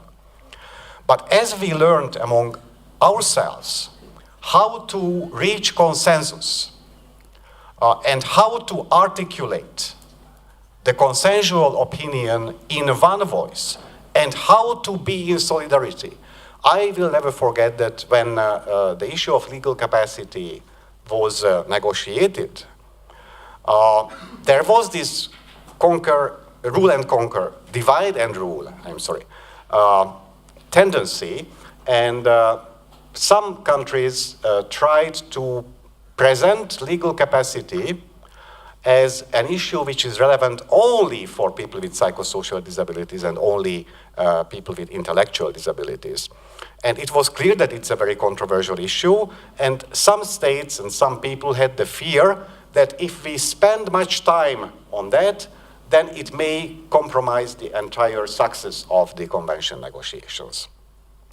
And we reached the level of solidarity that after a while, a deaf-blind person reflected on that and clearly declared that no, legal capacity is an issue of all persons with disabilities. And then it was a completely different issue. It was not that easy to say that, let's forget about legal capacity. Let's have a convention without legal capacity, because that's easier. It didn't work. Well, now, if I am looking around where the disability movement now is, in national arenas and also, unfortunately, internationally, I see that we fell back into the situation where different impairment groups have little opportunity to exercise solidarity, to work together. Most of the time we work separately, and very often we compete for the limited resources available. And I feel that it's a very sad thing, really, really sad thing. The other important element which comes from this, and also from the fact that in the ad hoc committee we had to collaborate with anyone, or at least we had to engage, sometimes engaging through disengagement with the other actors who had an important role and power in the ad hoc committee. We didn't work in a ghetto. We had to interact with others. It was a very highly interactive negotiation. Now, if I am looking at the situation again in national arenas, in international arenas, I see very little openness in the large DPOs to be open to non-DPOs, to be really open to governments in a constructive sense. It became a one-way interaction. We are happily criticizing what the governments do, but we do not advise the government what, in our opinion, we should do. This is exactly the opposite to what the IDC did in the ad hoc committee, where basically you can really check it. I am telling you that 90% of the convention was written by DPOs. We were proactive. States actually, most of the time, had to react languages which originally came from DPOs and our allies. And we are not doing this, and I think it's a very, very big problem. And I think I am stopping it here with the idea that maybe the very model of the International Disability Caucus, and there is some literature on the web available about it, can be a useful thing to think about in national arenas also. And I guess you know that the alternative reporting can be a very good opportunity to form national, non-hierarchical, ad hoc, time-limited collaboration between very different DPOs in a country. Thank you very much.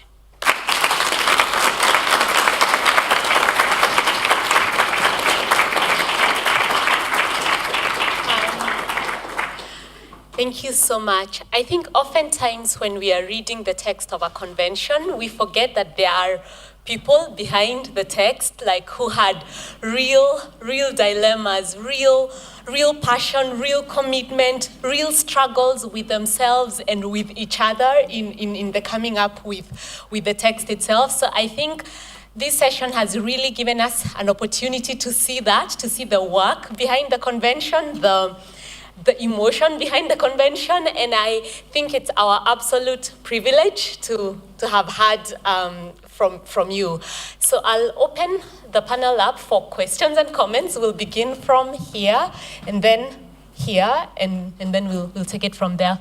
For the next 30 or so minutes.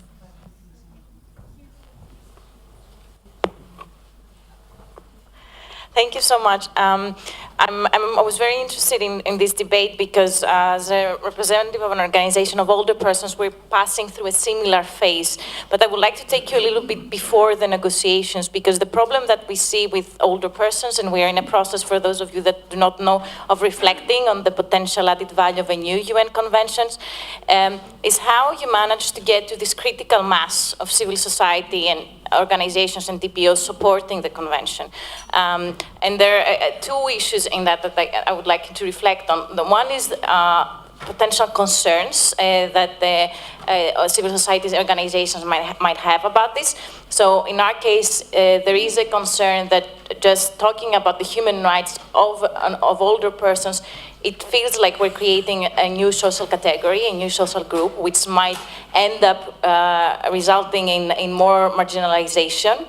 And the other is, how do you convince people and organizations to invest, because they invest in the long term with their very limited resources, human resources and financial resources, to invest in the international level without any guarantee about the outcome of this negotiation, whereas they have many urgent and pressing needs to deal with also at the national level. So I was wondering how you dealt with these issues in the context of disability.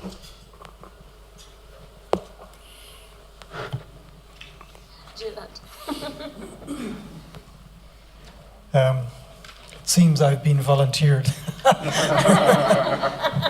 I mean, I think and this gets back to Amita's notion of crossing borders, intersectionality. When you think about it, it's quite simple. The problem and the legacy with respect to older people and people with disabilities is pretty much the same. In the instance of disability, it's discounting the humanity of the person based on disability, either from birth or through life. And likewise with people who are aging, including myself, the quote-unquote natural decline of one's capacities, assets, and so on and so forth. And really, the common challenge is to try and find a non-deficits-based way of structuring and restructuring state support, state intervention to enable people to flourish regardless of their actual quote-unquote deficits. So I was going to, maybe I'll just abuse the floor momentarily. I was going to say one of my favorite cartoons is in the New Yorker magazine, and it shows some scientists doing experiments on lawyers in white coats, and the journalist comes in and asks the scientist, "Why are you doing the experiments on lawyers?" And he says, the scientist said, "Well, there's just some things you can't get rats to do," okay? And this kind of gets back to how... You see, you can imagine we had great fun at the ad hoc. We're all socialized into certain ways of looking at reality, whether through our disciplines, whether it be disability studies, rehabilitation, or law. And one of the things that was shaken to bits out of me was the four corners of the assumptions that I had evolved as a lawyer. And I often feel like I'm a battleship and a submarine attacked me, and a lot of its torpedoes are stuck underneath the waterline, and they're exploding every few years. And one of the things that really struck me is when we talk about human rights as lawyers, what we're actually talking about is the rights. We're not talking about the human. And that was the thing that drafting the treaty really jolted in me, and it's never left me. And I think it's the same with respect to older people. And I think once you start from that point of view, and then instrumentally see the rights as something that can help drive the change that you want for the human being that you imagine, then that's, I think, the way to do it. Sorry. One of the strengths, I mean, the tyranny of distance in Australia is always very difficult to deal with in terms of engaging at the international level. It's a long way from most places. It's 6 hours just to get out of the country if you're coming towards Europe, and it's a very long way across the Pacific Ocean if you're going the other way. And so it's a very costly, very expensive, and the places where it happens is very costly and very expensive. But getting people involved was not that difficult because people wanted to tell their stories, tell their experiences. And some of us don't have the luxury of choosing to disclose. Our disclosure is there, it's quite prominent. And so by default, people will ask you about your experience. And so once people started telling their stories and we had the opportunity to go around and speak at the grassroots level, and people saw that there was an opportunity, generating interest was not difficult. Okay, thank you. Let's Javier and then Judith. Thank you. I feel very privileged really to hear from you, the panelists, our pioneer to this treaty. And I thank you so much that you have worked so hard to make it happen. And today we are celebrating of the treaty. Thank you so much.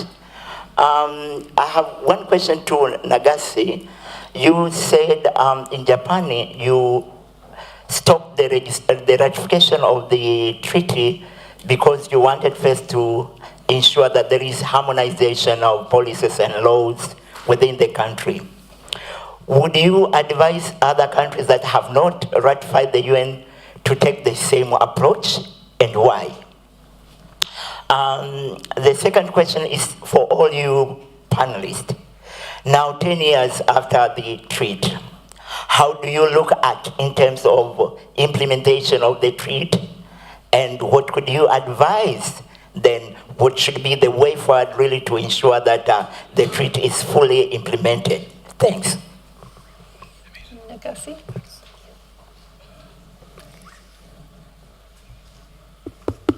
Thank you so much for the question. I have no advice. What we tried, it was in the national context of Japan. Because, well, in Japan, the practice has been that we have been more successful making changes before the ratification, like the case of the CEDAW. And we knew the government wanted to just ratify without making significant changes. But that was what we knew about national context. So I think the best way to make changes in your national context. And for your second question about the implementation, I think we can use the CRPD to make changes. Just by having the CRPD itself doesn't help. Like, for instance, Japan had a legal prohibition of disability discrimination as early as 1949, but it was just on paper. And people didn't make any use of it. And in fact, it was removed in 60s. So just having a paper CRPD or any law doesn't help. But it helps because now we have the CRPD, and we should continue to try to make changes, making the best use of the CRPD. That's my view. Thank you.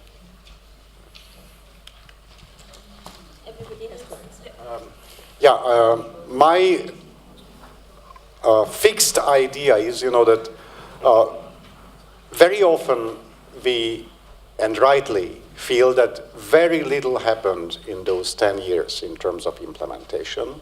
And that's true. I was sitting in the CRPD committee for 2 years, and we experienced it. At the very same time, I find it unbelievable that the discourse about disability shifted enormously. Just from my impairment group, when survivors of psychiatry 15 years ago in various either psychiatric or human rights conferences said that in our opinion forced treatment is torture, then we were immediately advised out from the room. We were told that you have an illness, calm down please, take your pill, what you are saying is pathological. When we were in human rights fora, then again they referred to the European Court of Human Rights, wonderful jurisprudence. If a doctor says this is treatment, then anything can be done to you. It never will be considered ill treatment. The shift is enormous. When the special rapporteur on torture says the same, in this auditorium we are discussing it. We are no longer a minority opinion, at least in many places. It will have consequences. And I am joining in what Nagase said. We have to do practical things also. And I see one big gap. The elite, for instance, of the DPOs have an increasingly good knowledge about CRPD. But if you go to rural areas, or even in big cities, you will find many people with disabilities who never heard about the convention, or maybe heard but doesn't think it has any relevance for them, because it's a New York, Geneva thing, which is very far away. I think that the elite has a huge responsibility to find innovative ways to reach out as many persons with disabilities on the ground as possible, because if they don't claim their rights, the few of us who do will make the real implementation very difficult. I think enough. Let me say just one quick word, then we hand it over. The discourse has changed. In some areas. In some areas, but to me, it's not about this is a bad law, this is a good law. To me, it's about the process and the dynamics of change. And unless countries internalize, socialize the values of the convention, not the words on the paper, but what's underneath the surface, which is actually a lot deeper and very profound, and own that, then you're not going to see a heck of a lot of change. The danger is that the narrative will be distorted. It can be distorted by governments that co-opt the language of the convention. For example, one European government, I won't name which, said we had institutions with beds of 300, we're now down to 60, that's progressive achievement. No, it's not, okay? No, it's not. And then we have service providers who will co-opt the language in order to convince you that they are actually compliant with the convention. But in fact, what they're doing is delaying the day when their business model really has to change. Some of them see the writing on the wall, most of them don't. So I think the high ground has been repainted, but there's still snipers in the grass, and that's what we have to watch. I'll just make a quick comment, picking up on something Gabor said and something Jared just said then, or something I said in response to Jared just then. For my sins, I facilitated Article 24, which is the education article. Unfortunately, I don't get the same sense of solidarity from the IDC through that particular negotiation process. And I am concerned for the implementation of Article 24 because of that, because I'm now still seeing that split in the DPO positioning around education and what should be, given the wording of the chapeau that I fought very, very hard for, should be inclusive education. I'm hoping that Robert Martin, who was so powerful at the negotiations with his position now on the committee, will have an influence on that. But I am concerned about the implementation of Article 24, and I think it's because we didn't get that level of solidarity in the area of education that we had in other areas. I don't know, I would sort of, because you facilitated the article and evidently were on the receiving end of all of that divisiveness and the conflict and challenge. Where do you think I got this nervous twitch from? Where do you think I got the nervous twitch from? But I just wanted to sort of like feed back to you that for the rest of us, when we read the article, I do think it's amongst the most layered and the kind of complex articulation which was needed is there in that article. And I really genuinely think, I would sort of want to publicly congratulate you that I think it is brilliant work. It is really, really brilliant work to have this many discordant voices and yet to be able to come with a text to which all kind of gave an endorsement. And that, for me, is the strength of the CRPD.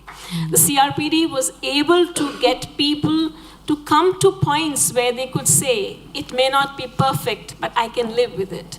We had a chair who kept saying, don't make perfect the enemy of good. And we all learned to live with the good. And I think that's something as a tenet a lot of us stick to. Because the reason I'm also saying this to you, Rosemary, is that when we started to do work on legislation in India, and had to be looking at the education article, you found that it gave you potential for so many programmatic interventions which a less complex article may not have given. So first, I'd like to thank everybody for this great panel. And I'd like to suggest if there would be a way of cutting and pasting this panel and putting it up separately, because this is all being recorded. People may not go through the 4 or 5 days, but I think this panel has been exceptional for giving the history, so some way of doing that. But I'd like to get to a point that Gabor and our colleague from the senior community. For me, looking at what happened with the development of the CRPD is a very unique situation which brought people together for long periods of time. So it wasn't just that the disability community was influencing governments, but it was also influencing itself. But there were new groups that were coming in. So people with psychosocial disabilities, people with self-advocates with intellectual and developmental disabilities. And the aging community, I don't think was really there as disabled people who were older. And I think there's an issue in the aging community because it's still not really controlled by those people who are older, who have disabilities. And I think it's very important that we, there's this ghost. And I saw a play last night that had ghosts in it. But anyway, so I think these are some points that we need to try to look at how we address. The HIV/AIDS community really has not been a part of these discussions. In many countries, we know that epilepsy, diabetes, other disabilities that are being caused by pollution are not really a part. They are covered, but they're not really a part of the discussions. So I'm wondering whether any of you can speak to countries where there's been a similar process that is being engaged in bringing together groups from different communities to really engage with government over more extensive periods of time, as opposed to what typically happens, which is an hour meeting here and an hour meeting there, where serious discourse can happen.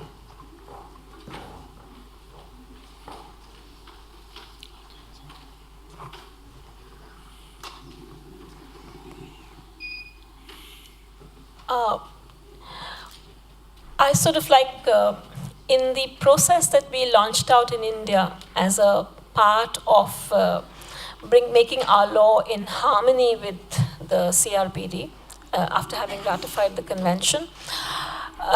We are not in a very good place now, but I wanted to share with you the process that we went through. And the process, which was very unusual for the country, was that you went through this over a series of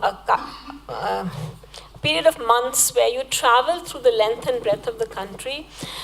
We are a country with several languages. To have that legislation that you were planning to be translated into the language of every state, to have a district-wise upwards kind of and to have groups of impairments groups as well as people who were faced up with the basic kind of interaction that the definition that you have in the CRPD of an impairment that you possess and a social barrier which is not then letting you participate. Consequent to that, we've had a very wide-ranging kind of a definition and a lot of people coming on board. The difficulty that we ran into, that whilst this was happening, we did an amazingly good job. But what we were not able to hold the house together, so to say. And at some point of time, people started to look out for themselves.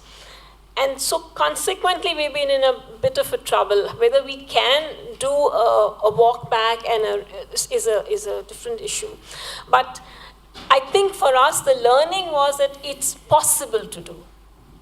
And it requires, at the end of the day, just a certain level of imagination to get more and more people on board.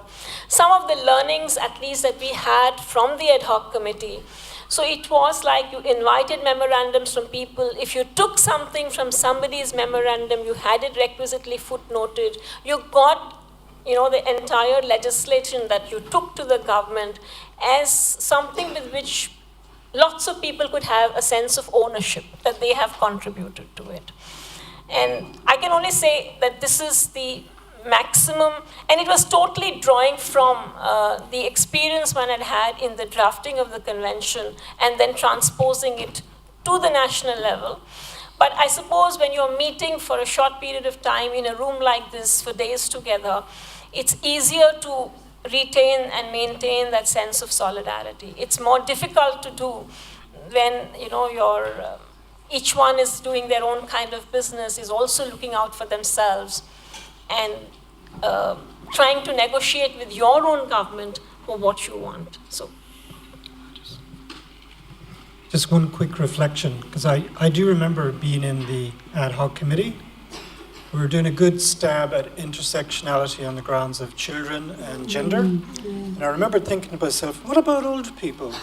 And then I got diverted onto something else. It just came down to they weren't in the room. Simple as that. And because we have Indigenous and all yeah, the even else. Indigenous people, if we can Exactly. preamble. Yeah. And peeling the onion a bit deeper, especially from the ADA onwards, the international community began reframing disability as an issue of justice. I don't think that turn has yet happened with older people. I think traditionally they thought it in terms of services or more and better services rather than more general conceptions of justice. So I think they still are more backward, and I don't mean that in a pejorative sense, relative to the DPOs who went to the ad hoc committee. So there's that kind of generational gap to worry about.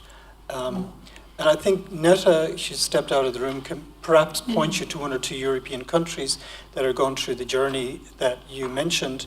I'd just like to say that if anybody wants to Google the Toronto Declaration, that's a declaration put together 4 years ago by age groups and disability groups on the intersectionality between age and disability. It's well worth having a look at. It's only about 4 pages. I'm addressing the students up there. It's only 4 pages, but well worth having a look at. By the way, the message from the study we did 15 years ago, when in doubt, throw it in, okay? Don't hesitate. If there's a tension between getting a good grade and satisfying yourself, throw it in. That's my moral for you. So Camilla, and then Claudio, and then one last question there to my left.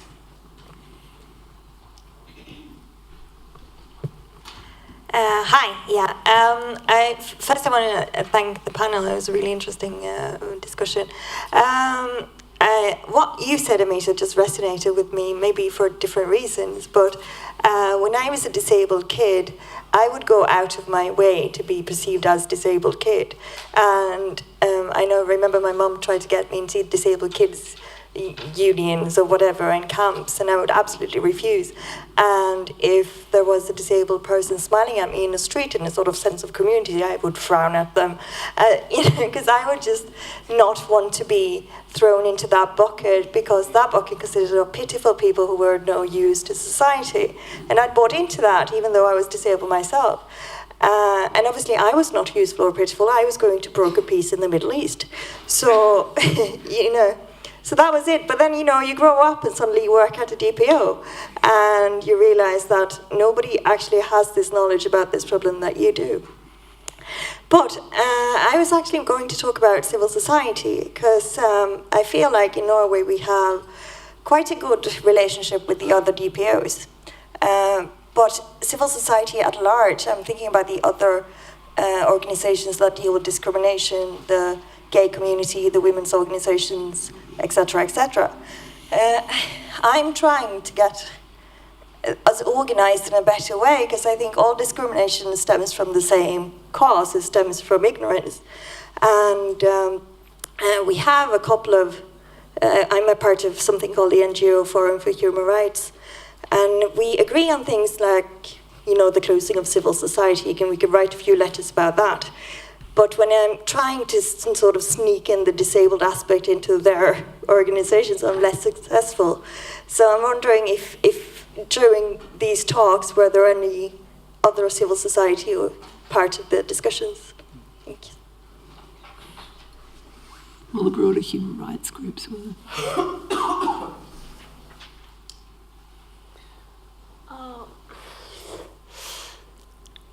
I don't know. I suppose it's like,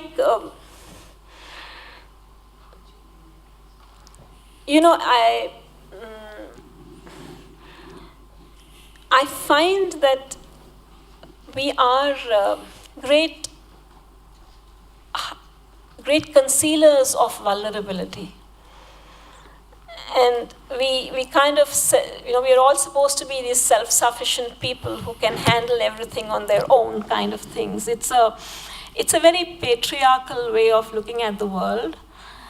And for me, at least, most of my gender work was the place from where I first started to believe, and found that as an easier entry point. I think somebody was talking in terms of, trans people and what are we doing in relation to creating alliances with them and stuff. And we've had this experience in India, at least, where the first round going, when we tried to make for a joinder between disability and trans people, they said, no, we have nothing to do with disability. I mean, it is an excluded group, but it did not want this alliance. So what kind of language one finds wherein, that common humanity can touch base is something. I can only say this to you, that it is a struggle that one continues with, and you keep trying to look for words or trying to look for emotions or find an entry point where you say, this is it. And I think it's ultimately is, it's like whoever sees it goes ahead and does it.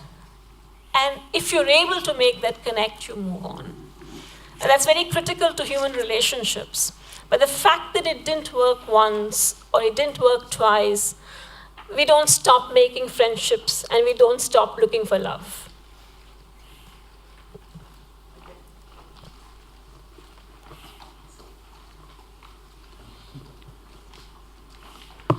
Thank you all for this interesting panel this afternoon. I was wondering how the drafters of the convention here present see the Conference of State Parties today. Is this spirit still there? This positive, like we can get it done attitude that was at the beginning of the framing of the convention? Since there are more states now. Whoever wants to answer it. Well, my subjective but very honest opinion is that the Conference of States Parties from the very beginning has been on another track. And it's very unfortunate in my opinion, but not very surprising. You know, one of the potential strengths of CRPD is that it is not only, or maybe even not primarily, a traditional human rights treaty. It is much more than that. Another very often mentioned feature of CRPD is that it is also about development. So theoretically, when the Sustainable Development Goals were negotiated, the negotiators had a treaty, a rights-based approach to development also. It is there on a very generic normative level, but you can find what a CRPD compliant development program should be. Now the outcome is not what we expected. The Conference of States Parties is, okay, so because of this double nature of the CRPD Secretariat is divided into two. Part of the Secretariat is based in Geneva with mandate of human rights. Part of the same Secretariat is based in New York at DESA, which is about development, basically, economic and social affairs. And the approach between the two parts of the Secretariat from the very beginning was quite different. When I was sitting in the CRPD committee, I remember that OHCHR Secretariat of CRPD had to fight for having a little contribution to the program of the Conference of States Parties. It was enormously difficult to have an impact. The two places, there is a competition or war, not only in disability, in everything, you know, which is the real UN, New York or Geneva. It's highly unfortunate, but it's such a big bureaucratic organization, I think it's not surprising. The most recent, how to say, gap, which is very clear and visible, is about my disability group and also, some extent, intellectual disability. One of the issues which were discussed at the most recent Conference of State Parties is our issues, you know, people with psychosocial disabilities. And the draft text and also then the text which was adopted is absolutely based on the medical model of disability. It presumes that deprivation of liberty is lawful, so it goes on several points into direct contradiction with what the CRPD committee and OHCHR in general said about the rights of people with psychosocial disabilities. It's highly unfortunate. Behind that, it is also clear that OHCHR and Geneva is really primarily a technical human rights arena, and the Conference of States Parties is a political arena. Technical human rights implications are seldom relevant and important there. But politically, of course, what happens in New York in the Conference of State Parties is important, but can be easily used to abuse all what we achieved on the human rights strand. I mean, our original intention was a platform to identify solutions and for states to collaborate and cooperate with each other. It's become a yada yada talking shop. A lot of the side events are more useful than the actual formal program itself. Personally, I welcome the United States into the fold once you ratify, because of your more pragmatic orientation toward getting dialogues going on solutions, which is not a one-off thing in New York, although we love New York. It's something deeper and more sustainable. That's the original vision, but it has not yet transpired. Yes. Sorry. Just quickly, one important aspect of the Conference of State Parties is the election of the CRPD committee members. And we have Dr. Shakar over there from Tunisia, who just elected. And of course, we have a former member, Gabor. So I hesitate to say, but of course, the qualifications of individual candidates matter. But I was involved with the election of the Japanese candidate who was elected. And the reality is, of course, it's good the member states consider the qualifications and expertise. But in fact, that's not the priority of the governments. Like some government, it's more like a deal. Hungary owes me so many votes for the Security Council election, according to our book. So this time, please vote for us, and we vote for you in the next election. So I think there's a very basic problem with the election system of the independent experts of the committee, because unless your government really puts a lot of resources into the election, even though you might be the best person, best expert, you don't get elected. And that is a serious issue. And this election is a very important part of the Conference of State Parties. And I don't think it's an issue only for CRPD, but a basic flaw with this system, election of independent experts nominated by each government. Thank you. So we'll have just one last intervention because of time. Dr. Shukar. Thank you. Well, I just want to also to say to my friend Nagese that what happened in New York, it doesn't mean diminishing our election to the CRPD. I mean, it's not all governments like that, okay? So no, anyway, I was the first to be elected anyway, the first one, okay. I want to go back to 2003, yes, and when the UN asked governments to bring with them persons with disabilities. And we were brought there. I was there, and we were listening to what's happening, and from time to time you feel something like a sheet of paper put on the table, put your hand as a blind person, no braille, don't understand what's happening. And then I asked for the floor and said, well, if you want us to come with you and to be included here, so you have to give us documents in Braille.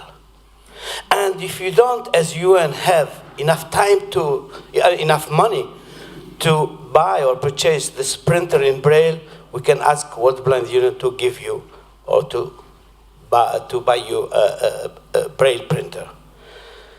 And the year after that, we came back to the UN in New York, and we really found, and it was very well, we were very, very, very glad about that.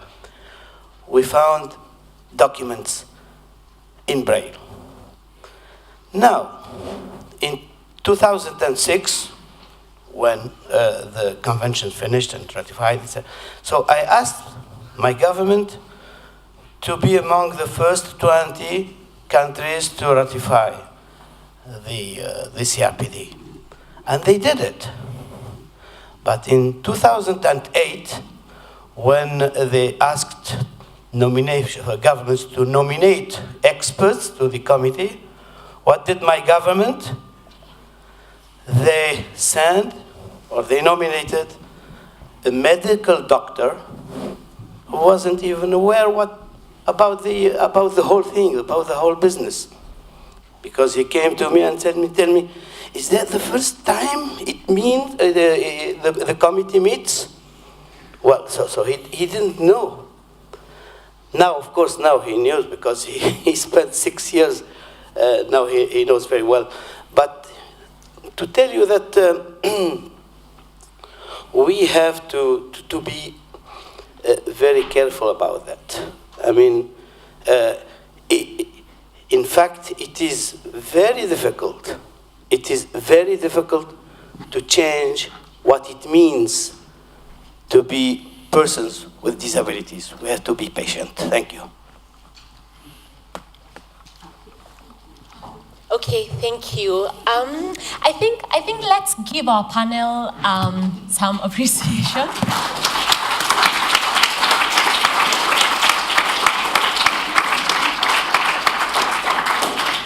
And now some housekeeping from Gerard. So we're going to take a 15-minute tea break, coffee break. Please come back for the movie. It's about 25 minutes long. It's well worth it. I had a sneak preview. It actually shows the climb up the steps in the Capitol Hill, amongst other things. I'm not sure about convening the groups thereafter because it's quite late now, but if you can, it'll be useful for you to huddle for just 10 minutes in order to select the people who are going to go forward and make the arguments tomorrow in the moot court. You have 3 hours tomorrow morning to work out those arguments. Don't leave it up to the advocates. You must be there tomorrow morning to help them through it. And 1 or 2 announcements on that. The faculty member who's going to facilitate, not direct, facilitate the NGO group tomorrow morning is going to be Innocentia. Is Innocentia here? Okay. But she has agreed to be volunteered to do that. And the person who's going to facilitate arguments on behalf of the government is Nagese, who's just stepped aside here. So enjoy your coffee and see you back in about 15 minutes.